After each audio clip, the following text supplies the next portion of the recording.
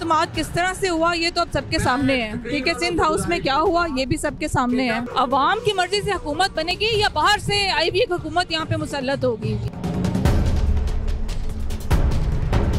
एक ऐसी पार्टी जिसकी सिर्फ 80 के करीब सीटें हैं, वो इस वक्त इक़्तिदार में बैठी हुई है। क्या जरूरत थी इनको ये सारा कुछ करने की?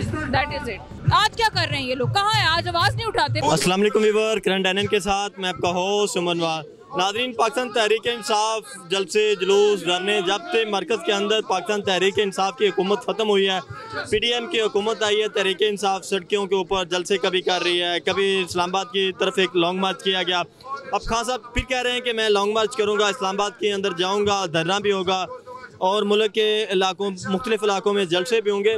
आइए तहरीक इंसाफ की एक खातून रहनुमा हमारे साथ मौजूद है, उनसे जानते हैं कि क्या इससे मुल्क की जो माशियत है वो कमज़ोर है, उसको और अच्छा नहीं लगेगा, हमें जलसों की बजाय एक टेबल के ऊपर बैठ के टॉक करनी चाहिए। अस्सलाम वालेकुम। वालेकुम अस्सलाम। मुल्क की माशियत कमज़ोर है, तहरीक इंसाफ को जलसे और धरने और जुलूस करने के बजाय एक टेबल के ऊपर बैठ के गुफ्तगू करनी चाहिए, नहीं करनी चाहिए?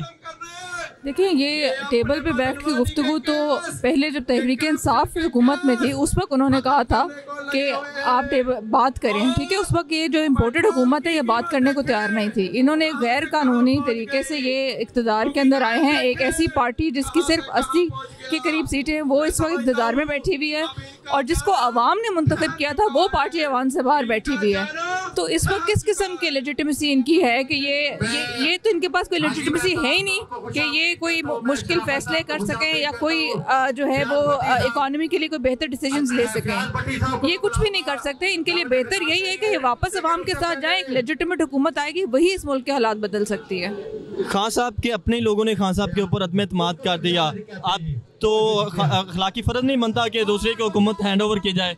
देखिए, अदम एतमाद किस तरह से हुआ ये तो अब सबके सामने है, ठीक है। सिंध हाउस में क्या हुआ ये भी सबके सामने है, ठीक है। तो ये तो अब सारी कौम देख चुकी है, जान चुकी है, समझ चुकी है। तो ये सबको पता है किस तरह से ये लोग आए, क्या इनका एजेंडा था। आज सारे केसेस ये अपने माफ़ करा रहे हैं। क्या अवाम की इनको किस किस्म की फिक्र है? कोई फिक्र नहीं है इनको अवाम की। अवाम तो पिस रही है, इनका अवाम की तरफ तो कोई फोकस नहीं है। इनका क्या एजेंडा है? क्या जो एजेंडा है आपको क्या महसूस होता है?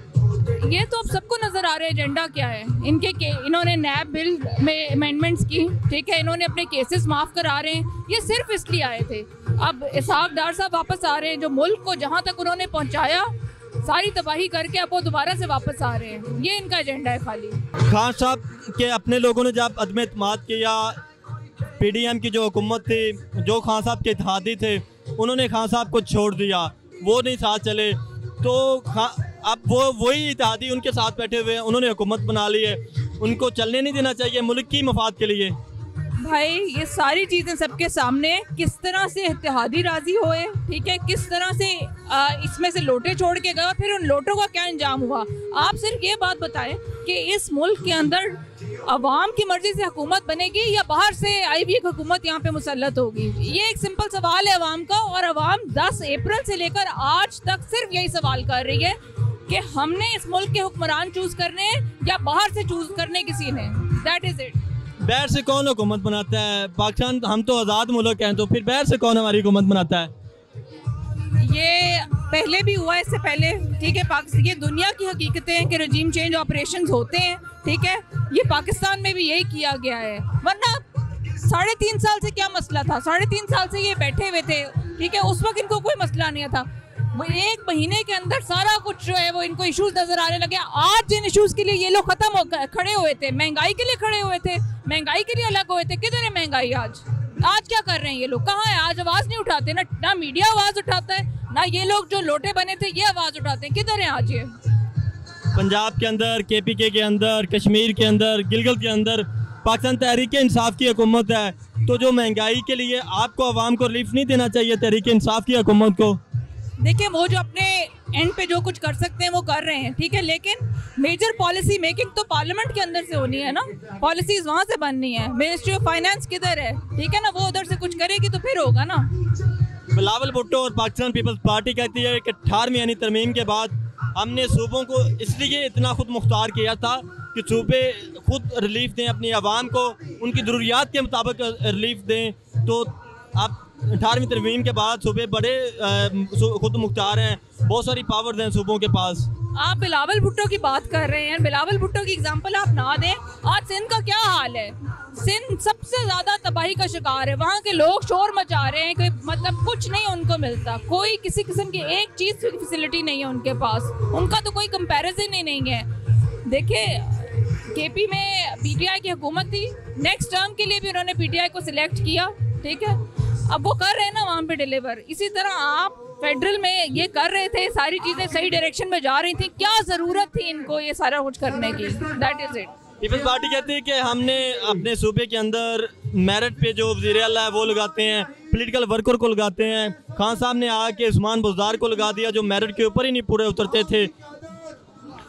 देखिए मेरी बात सुने, मेरिट जो है ना, अगेन वो डिसीजन जो है वो एक पार्टी का डिसीजन होता है, ठीक है, वो पार्टी के अंदर से डिसीजन होना है कि किसने रहा, और फिर वो जिसको सिलेक्ट करेंगे उसने डिलीवर करना है। कौन सा काम? सेहत कार्ड यहाँ पे हुआ, यहाँ पे जितने भी सोशल वर्क की, सोशल वेलफेयर की स्कीम्स हैं सारी की सारी पंजाब में हुई, क्या नहीं हुआ? ये सिर्फ एक ये कि आपकी पसंद का फेस नहीं है, इसका ये मतलब नहीं कि वो डिलीवर नहीं कर सकता। उन्होंने डिलीवर किया जिस हद तक आई थिंक लोगों को तो नज़र आ रही थी उनकी डिलीवरी, अगर कुछ सेलेक्टेड ग्रुप्स को नहीं नज़र आ रही थी तो इसमें अगर आवाम was with them. Usman Buzdar से आवाम और पाकिस्तान तहरीक इंसाफ के कारकुनान मुतमिन है उनका जो 3.5 साल का टेन्योर था? देखिए मैं तो पीटीआई की सपोर्टर हूँ, मैं तो मुतमईन थी, मुझे तो कोई ऐसा जितना बड़ा इशू नहीं लगता था कि कोई शहबाज शरीफ ने कोई बहुत आउट ऑफ दिस वर्ल्ड चीज़ें कर दी थी जो उस्मान बुज़दार ने नहीं की थी। बहुत सारी वेलफेयर स्कीम्स थी जो अवाम की बहबूद के लिए थी, वो इन्होंने यहाँ पे इम्प्लीमेंट की हैं। जी नाज़रीन, आपने इनकी ये गुफ्तगू सुनी, उम्मीद है कि आपको ये गुफ्तगू पसंद आई होगी। अपने मेज़बान उमर नवाज़ को दीजिए इजाज़त। अल्लाह हाफिज़।